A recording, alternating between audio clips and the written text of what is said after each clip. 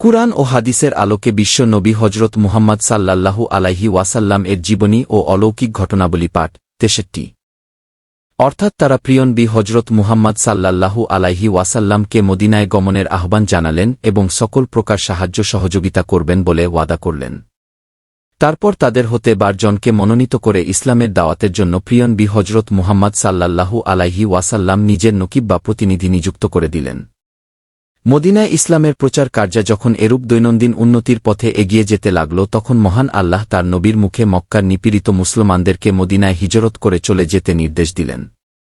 আল্লাহ পাক বলেন, উচ্চারণ, ওয়ামাইয়ুহাজির ফি সাবিলিল্লাহি ইয়াজিদ ফিল আরদি মুরাগামান কাছিরান ওয়া শাতান ওয়ামাই ইয়াকরুজ মিম বাইতিহি মুহাজিরান ইলাল্লাহি ওয়া রাসূলি ছুম্মা ইউদরিকুল মাউতু ফাকবাদ ওকায়া আজরুহু আলাল্লাহ হি ওয়া কানাল্লাহু গাফুরার রহিমা।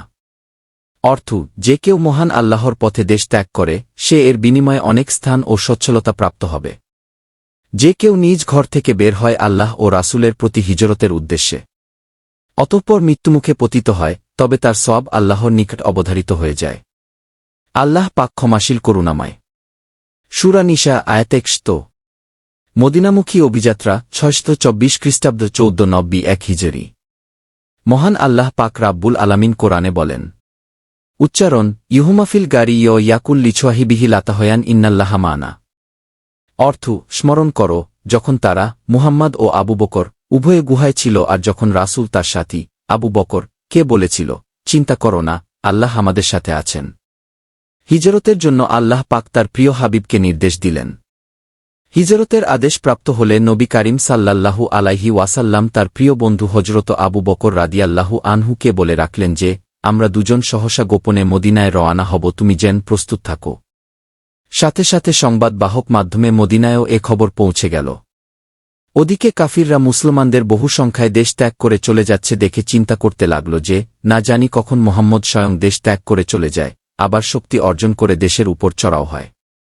তাই তারা দারুন নাদোয়া নামক স্থানে জরুরি বৈঠক ডেকে সিদ্ধান্ত নিল যে, সম্মিলিতভাবে সকল গোত্র থেকে লোক নিয়ে মুহাম্মদের বাড়ি ঘেরাও করা হবে এবং তাকে হত্যা করে সবকিছুর রফা করা হবে।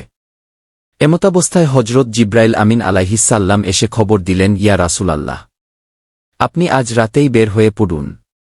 কাফিরদের সিদ্ধান্ত মোতাবিক গভীর রাতে তারা নবী কারীম সাল্লাল্লাহু আলাইহি ওয়াসাল্লাম এর বাড়ির চতুর্দিকে ঘেরাও করে ফেলল।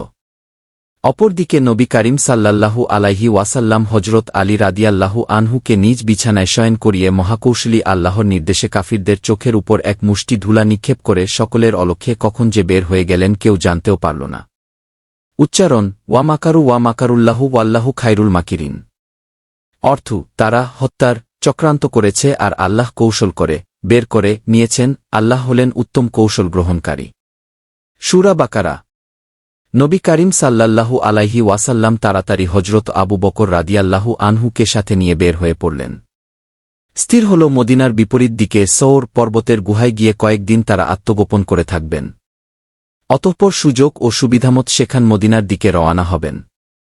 ফলে সে গুহায় তারা 3 দিন পর্যন্ত নিরাপদ আশ্রয় নিয়েছিলেন। সকালে হজরত নবী কারীম সাল্লাল্লাহু আলাইহি ওয়াসাল্লাম এর বিছানায় হজরত আলীকে দেখে কাফিররা হতভম্ব হয়ে গেল এবং ঘোষণা দিল, যে কেউ মুহাম্মদকে ধরে দিতে পারে তাকে 1টি উট পুরস্কার দেওয়া হবে। পুরস্কারের লোভে সন্ধানীরা চতুর্দিকে ছড়িয়ে পড়ল।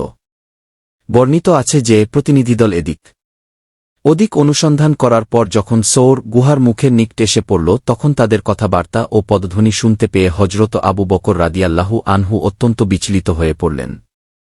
তখন নবী কারীম সাল্লাল্লাহু আলাইহি ওয়াসাল্লাম তাকে কি বলে সান্ত্বনা দিয়েছিলেন সে কথাটি আল্লাহ পাক আমাদেরকে স্মরণ করিয়ে দেন। উচ্চারণ, ইহুমাফিল গারি ইয়াকুলু লিছোয়াহিবিহি লাতাহয়ান ইন্নাল্লাহা মানা।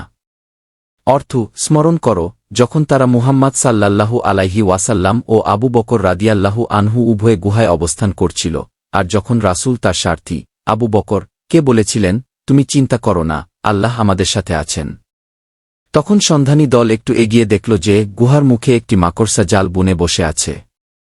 এ দেখে তারা মনে করল যে এতে কোনো লোক থাকতে পারে না, নতুবা মাকড়সার জাল ছিন্ন হয়ে যেত। তাই তারা গুহার মধ্যে প্রবেশ না করে অন্যত্র চলে গেল। ওয়ামায়াতাওয়াক্কাল আলাল্লাহি ফাহুয়া হাসবুহু, যারা আল্লাহর উপর পূর্ণ নির্ভরশীল হয় আল্লাহই তাদের রক্ষার জন্য যথেষ্ট।